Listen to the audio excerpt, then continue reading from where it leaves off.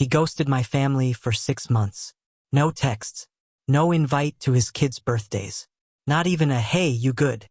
Then the day the papers cleared and my name went on the deed of his favorite hobby spot, my phone lit up like we talked yesterday. "Bro, heard you bought the place. Think you're hiring?"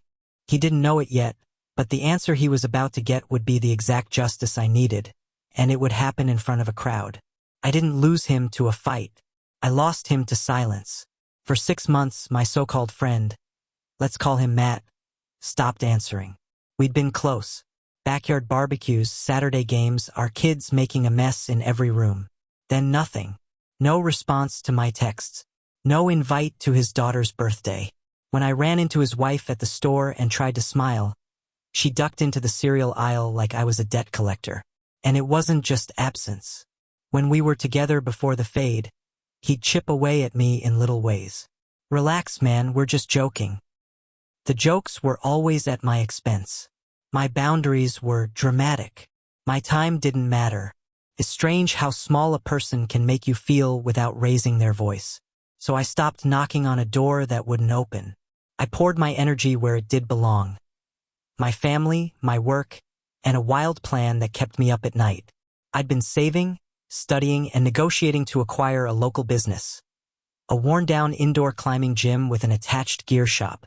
Matt's obsession? Rock climbing. His Instagram was chalk dust and carabiners. The cellar was burnt out. I wasn't. New flooring, better routes, fair wages, real community. I ran the numbers until they stopped shaking. After months of inspections and a stack of signatures, the email came through. "Congratulations." I set my phone down and cried in my car like a quiet thunderstorm. The news wasn't public for 24 hours when it happened. My phone lit up. "Brew, is it true? You bought Summit and Stone? Dude, that's insane. We should catch up." A minute later, "Low-key would love to be part of it. Think you're hiring? Cousin's interested too. He's great with people." I stared at the screen long enough to feel my heartbeat slow. 6 months of static, then this. Not a sorry. Not a "hey, can we talk?" Straight to what he could get. I typed back carefully, "Hey, we're focused on existing staff and community volunteers first. Not hiring right now. Hope you're well. Neutral. True. No fuel." He called. I let it go to voicemail. The message was a performance. "Bro, you know I've always supported you." Had he? Funny. I didn't remember him at my son's party. A week later, I was running a members event, soft relaunch to test systems. Music low, chalk in the air, kids bouldering on the easier walls. I was in a staff tee, fixing a jammed card reader, when I felt 2 shadows. Matt and his cousin. Big smiles. Outstretched arms. Like nothing ever happened. "Look at you," he said, voice just loud enough to turn heads. "My guy bought the gym. Knew you'd make it. Hey, can we talk about a role? I could build out the comps list right now. I know everybody." I felt my jaw lock. The old version of me would have joked, deflected, made this easy for him. But I'd learned something since the ghosting. When people show you your place in their life, believe them. I glanced at my staff. They were watching, reading my face to know how safe they were under this new owner. I kept it professional. "Hey, man. Today's for members and the team that stayed when this place was falling apart. If you want to climb, you're welcome to buy a day pass." His cousin coughed a laugh. "Buy a pass? For real?" "For real," I said, and I went back to the card reader. They didn't buy passes. That night, I wrote a hiring rubric with my manager. Clear criteria, no exceptions. Community conduct, respect for boundaries, references from our team. No revolving door for clout chasers. I didn't write it about Matt, but I definitely wrote it because of Matt. He kept fishing. "Yo, any updates? I can bring in new members. We're good for now. But bro, we're family." "We aren't. Not lately." There it was, the sentence I needed to say out loud to stop the bleeding. What I didn't expect was where the payoff would land. Opening day. We'd posted the official launch, new routes, youth scholarships, a gear drive for beginners who couldn't afford shoes. The line wrapped around the building. The first thing we did at the ribbon cutting wasn't a sale. It was a roll call. My crew, the day ones, the volunteers who came in after work to scrub holds until their fingers turned raw. I took the mic. My voice wanted to shake. My hands told it no. This place belongs to the people who show up, I said. To the staff who stayed through payroll scares. To the members who cleaned holds, answered phones, and brought snacks for kids who didn't bring any. We're not a who do you know gym. We're a how do you treat people gym. The crowd cheered. Not loudly, warmly. Halfway through the morning, I spotted Matt, bouncing on his toes near the front desk like a kid waiting for a roller coaster. He'd put on a harness like he was already on shift. The cousin trailed behind, nodding at strangers like a mayor. They waited for me to turn. When I did, the smile was there again. Okay, boss man, he said, clapping like a coach. Let's make it official. Cousin's ready to start too. We can build your member list like crazy. Put me wherever, front desk, routes, community liaison. I'll take care of you. He said like I was a vending machine he'd just learned how to kick. Something in me cooled. I thought about the missed birthdays, the joke at my expense at that barbecue where everybody laughed and I laughed too and hated myself for it on the drive home. I thought about my kid asking, why weren't we invited this time? I thought about my staff all watching to see if the rules were real, or if power was just another version of his old game. I kept my voice low.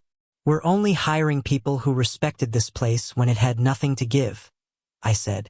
We have a waitlist of volunteers from last year who taped mats and took out trash when the previous owner was MIA.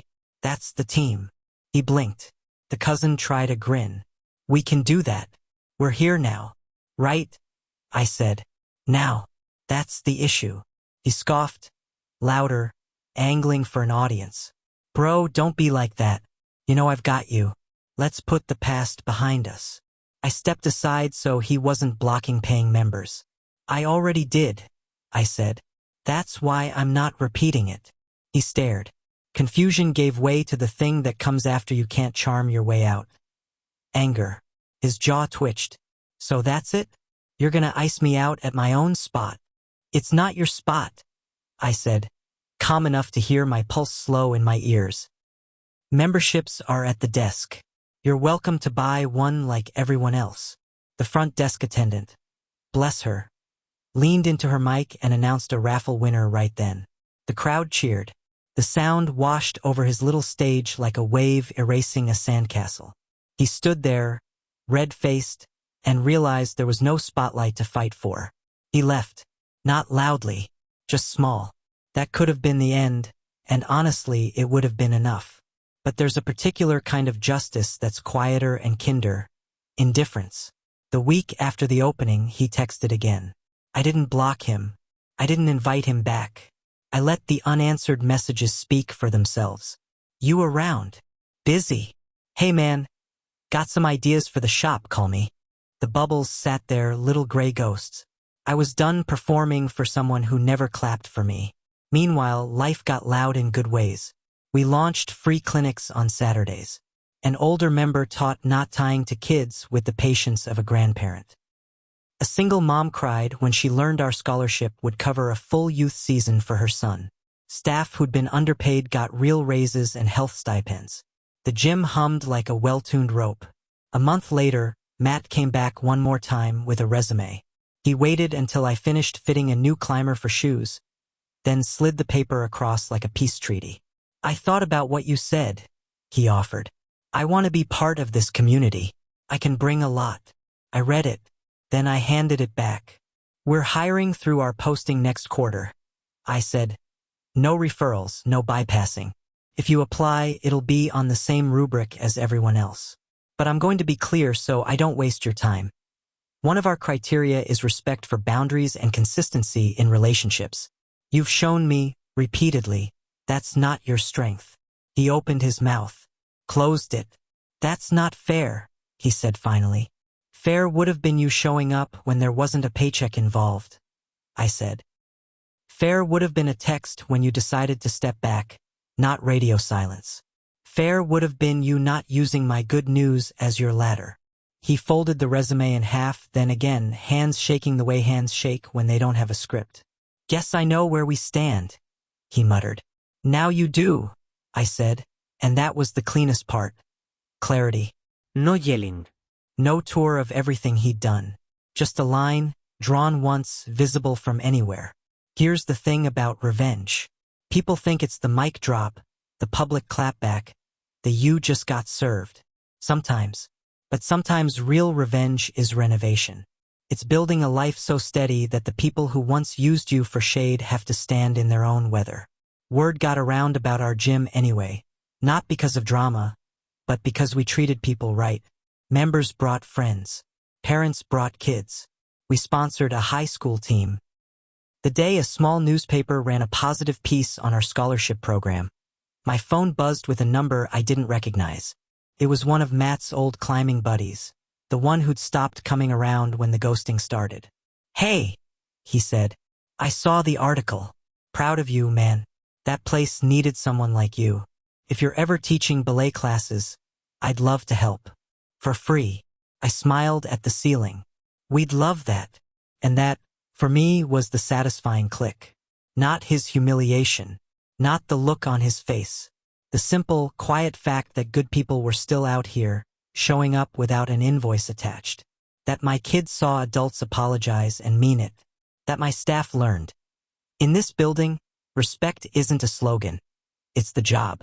2 months later, we hosted a community night with a donation wall for youth scholarships. Families pinned notes alongside their $5 bills. For the kid who thinks they're not strong yet. I took the mic at the end, looked out at the faces who had always been here and said, we don't hand out power here. We hand out chances. And we protect the people who show up for each other. The room cheered, not like a concert, like a home team winning by doing the fundamentals right. As people filtered out, I caught a glimpse of Matt by the doorway.